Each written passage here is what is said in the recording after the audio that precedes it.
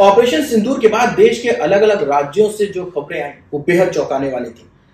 सुरक्षा एजेंसियों ने उन जगहों पर धरपकड़ की जहां पर जासूस एक्टिव थे और वो जासूस जो पाकिस्तान को देश की खुफिया जानकारियां मुहैया करा रहे थे। अब ताजा जानकारी मैं आपको अगर बताऊं तो राजस्थान से शकूर खान नाम का एक व्यक्ति गिरफ्तार किया गया है जो पाकिस्तानी जासूस के तौर पर काम कर रहा था। और इसके साथ ही अगर इससे पहले की अगर मैं बात करता हूं तो पंजाब से गगनदीप को गिरफ्तार किया है जो कि पाकिस्तानी अधिकारियों को खुफिया जानकारी मुहैया करा रहा था। कुल मिलाकर के अगर मैं आपको बताऊं तो 1 दर्जन से ज्यादा, जी हां 1 दर्जन से ज्यादा ऐसे जासूसों को गिरफ्तार किया जा चुका है और सुरक्षा एजेंसियां लगातार निगाह बनाए हुए हैं। और ये जो जासूस है ना, इनको पकड़ना बेहद मुश्किल है। कहीं आप भी तो अनजाने में ऐसे जासूसों से बात नहीं कर रहे हैं। क्यों? क्योंकि सोशल मीडिया का दायरा बहुत बड़ा है और सोशल मीडिया इन्फ्लुएंसर मल्होत्रा की गिरफ्तारी के बाद, जी हां ज्योति मल्होत्रा की गिरफ्तारी के बाद से तो ये मुद्दा और भी ज्यादा आम हो गया। आपको बेहद सतर्क और सावधान रहने की जरूरत है और जरा भी अगर आपको भनक लगती है, जरा भी आपको शक होता है तो निश्चित तौर पर इसकी जानकारी देना आपकी अहम जिम्मेदारी बन जाती है। हमारे साथ एक्सपर्ट है दीपक। दीपक, आपसे ये जानना चाहेंगे कि जिस तरह से लगातार हम यहां पर देख रहे हैं सुरक्षा एजेंसियां लगातार ऐसे लोगों की धरपकड़ करने में जुटी हुई है। जी देखिए, आप जब पहलगाम का आतंकी हमला हुआ उसके बाद से ही हमारी तीनों सेना जिस तरह से एक्टिव मोड में आई, पहले भी एक्टिव मोड में थी लेकिन पाकिस्तान को करारा जवाब देना था। वही इंटरनल सुरक्षा की बात की जाए तो हमारी जब एजेंसीज अलर्ट मोड में आई और सोशल मीडिया के उन पन्नों को, ऐसे संदिग्धों को खंगालना शुरू किया, तब जाकर पाकिस्तान की नापाक हरकत की वो परतें खुलनी शुरू हो चुकी हैं। और आप देखें कि 1 महीने से ज्यादा का वक्त हो चुका है लेकिन अब तक तकरीबन 1 दर्जन या कहें कि 18 से ज्यादा की गिरफ्तारियां देश के अलग अलग हिस्सों से, राज्यों से हो चुकी हैं। चाहे वो पंजाब हो, चाहे वो हरियाणा हो, उत्तर प्रदेश हो, गुजरात हो, राजस्थान हो, सभी जगहों से गिरफ्तारियां हो रही हैं। और शकूर खान जैसा आपने जिक्र किया तो ये जिला प्रशासनिक अधिकारी के बतौर सहायक ऐसी खबरें भी आ रही हैं। ऐसी खबरें आ रही हैं। तो आप समझिए कि पाकिस्तान में बैठे हुए जो एक तरह का ये प्रॉक्सी वार है। बिल्कुल बिल्कुल। प्रॉक्सी वार इस तरह से है कि भारत को आप जब बॉर्डर पे होते तो उस तरह से वहां पर देखिए, पाकिस्तान अपनी नापाक हरकतों के जरिए भारत को जवाब तो दे नहीं सकता क्योंकि भारत ऑपरेशन सिंदूर करना भी जानता है और इसके साथ ही भारत सर्जिकल स्ट्राइक करना भी जानता है और भारत यह भी जानता है कि पाकिस्तान को रणनीतिक तौर पर किस तरह से अंतरराष्ट्रीय मानचित्र पर पीछे धकेला जाए। और भारत यह भी जानता है कि पाकिस्तान भारत के सामने क्या हैसियत रखता है। ये वही पाकिस्तान है जिसकी मदद करने के लिए वो देश आने लगे जो भारत की खुद मदद पर निर्भर है।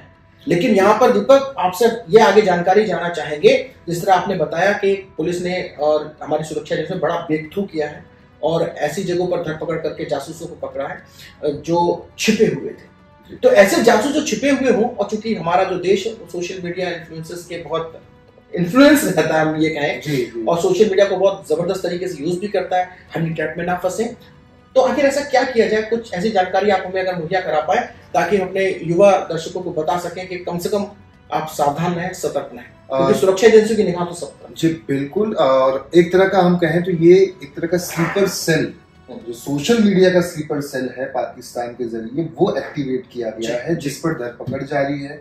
चाहे आपने ज्योति मल्होत्रा की बात की, चाहे आज जो जैसलमेर से गिरफ्तारी हुई है या गगनदीप पंजाब से गिरफ्तार हुआ है, तो यहाँ पर हमें समझना होगा 2 चीजें हैं।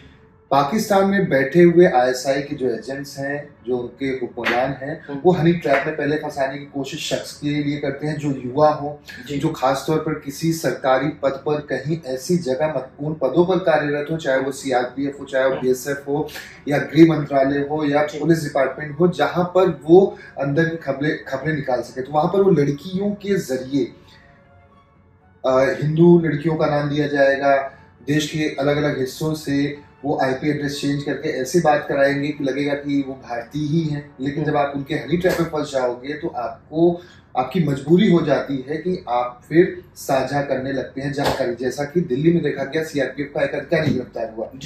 तो वो भी ऐसी जानकारियां साझा कर रहा था। और जितने भी अब तक मामले सामने आ रहे हैं उसमें से 80 to 85% हनी ट्रैप के मामले हैं। अब ऐसे में समझना होगा कि हमारे जो युवा हैं, चाहे वो लड़की हो चाहे वो लड़के हों, चाहे वो किसी भी पद पर कार्यरत बुजुर्ग हो, मध्यम वर्ग हो, कोई भी वर्ग, उन्हें समझना होगा कि हमें नहीं फंसना है इनके चक्करों में। आप खूबसूरत फोटोज देख लेते हैं, अच्छी अच्छी लाइनों की शायरियां आ जाती हैं, वहीं पर ट्रैक करना आपको शुरू कर दिया जाता है। ऐसे भी आपको अगर भनक लगे तो पहले आप सोशल मीडिया की प्रोफाइल को उनको खंगालें, वेरीफाइड अकाउंट उनके कौन कौन से मेंबर हैं, कौन कौन से दोस्त हैं, आपके शहर आपके देश के क्या प्रमुख को वो फॉलो कर रहे हैं या प्रमुख आपके उनको फॉलो कर रहे हैं। कितनी महत्वपूर्ण बात दीपक ने कही है, नोट करके रखिएगा। जी। और इसके साथ साथ उनकी फेसबुक प्रोफाइल हो, इंस्टाग्राम हो या कोई भी सोशल मीडिया के अन्य माध्यम हो, उनकी पुरानी प्रोफाइल के नीचे हिस्ट्री में आपको जाना होगा कि वो प्रोफाइल कब एक्टिवेट की गई थी। क्या साल 2014 था, क्या साल 2008 था, क्या साल 2024 है या 25 है, क्योंकि उसमें भी एक तरह की ऐसी ट्रैप बिछाने की कोशिश की जाती है या पोस्ट इसमें डाल दिया जाता है कि आप उस प्रोफाइल को पूरा हिस्ट्री देखते नहीं पाते और उसमें किसके कमेंट आ रहे हैं, क्या वो एक्चुअल में कमेंट वही है, क्या वो व्यक्ति जो भी लिख रहा है या शख्स लिख रहा है, क्या वो फेक आईडी से तो नहीं लिखा जा रहा है दिखाने के लिए दुनिया को कुछ और, लेकिन आपको फंसाने का तरीका कुछ और। क्योंकि एक छोटी सी गलती, छोटा सा क्लिक आपको सलाखों के पीछे ले जा सकता है। नेशनल सिक्योरिटी का मामला है, एजेंसीज के रडार पर आप हैं। अगर आपने एक छोटी सी गलती, एक छोटी सी भूल की, क्लिक किया और आप उसके परेशानी में फंस सकते हैं, बड़ी परेशानी कर सकते हैं। सुरक्षा एजेंसियां हैं तो निश्चित तौर पे अगर आप बेकसूर हैं तो आपको न्याय मिलेगा, लेकिन आप ऐसे ट्रैप में फंसे ही क्यों? उसके लिए दीपक ने आप कितनी महत्वपूर्ण जानकारी आपको दी। निश्चित तौर पर आपको इसका जरूर फायदा उठाना चाहिए। और इसके साथ ही दीपक आपसे यह भी जानना चाहेंगे कि ये जो लगातार हम देख रहे हैं कि जासूसों की धरपकड़ की जा रही है, अचानक से ये जासूस किस तरीके से सामने आने लगे सुरक्षा एजेंसियों के? क्या ये स्लीपर सेल के तौर पर पड़े हुए थे? सुरक्षा एजेंसियां लंबे समय से निगाह बनाई थी और ऑपरेशन सिंदूर के बाद से ही अचानक से ये किस तरह से ये पूरा मामला सामने आया? देखिए, एक तरह का ये प्रॉक्सी वॉर है। पाकिस्तान जब पहलगाम का आतंकी हमला हुआ, उसके बाद 22 अप्रैल की बात, 22 अप्रैल की, उसके बाद भारत सरकार ने अपना स्टैंड क्लियर किया कि पाकिस्तान में जब तक आतंकवाद रहेगा तब तक पाकिस्तान से किसी भी मुद्दे पर बात नहीं की जाएगी।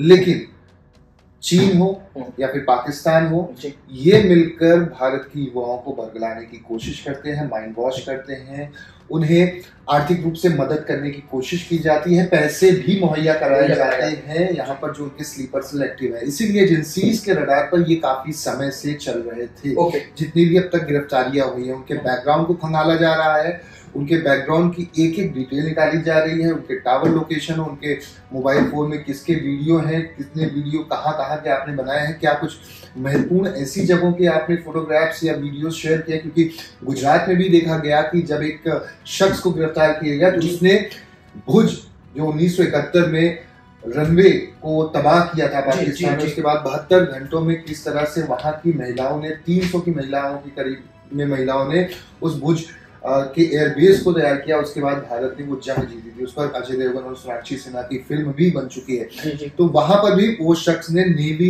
एयरबेस के उन प्रमुख ठिकानों को वीडियो के तौर पर, फोटोग्राफ्स के तौर पर बनाकर पाकिस्तान में भेजा हुआ था।